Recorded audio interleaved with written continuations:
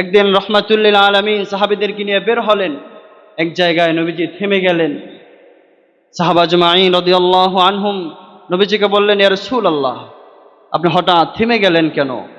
নবীজি বলেন, এই জায়গায় দুইটা কবর রয়েছে, আর এই কবর দুইটার মধ্যে আযাব হচ্ছে। সাহাবা আজমাইন খোঁজ নিয়ে দেখলেন যেখানে দুইটা কবর রয়েছে, অনেক পুরনো।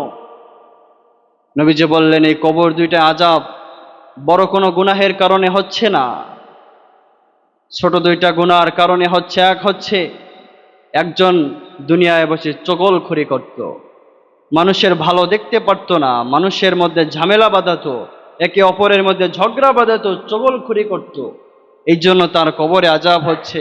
আর এক হচ্ছে, এই লোক দুনিয়ায় বসে কখনো ইস্তেঞ্জা করে টিস্যু অথবা ঢিলা পানি খরচ করতো না, সব সময় ইস্তেঞ্জা করে ওই অবস্থায় উঠে যেত, তার পরনের পোশাক নাপাক থাকতো, শরীর নাপাক থাকতো, ওই অবস্থায় সে চলাফেরা করত, এই জন্য তার কবরে আযাব হচ্ছে।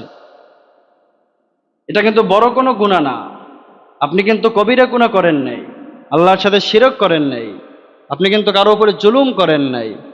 আপনি সামান্য ইস্তেঞ্জা করার পরে, পেশাব করার পরে আপনি ঢিলা ব্যবহার করেন নাই, টিস্যু ব্যবহার করলেন না, আপনি পানি খরচ করলেন না, এই গুনার কারণে আপনার কবরে আযাব হবে।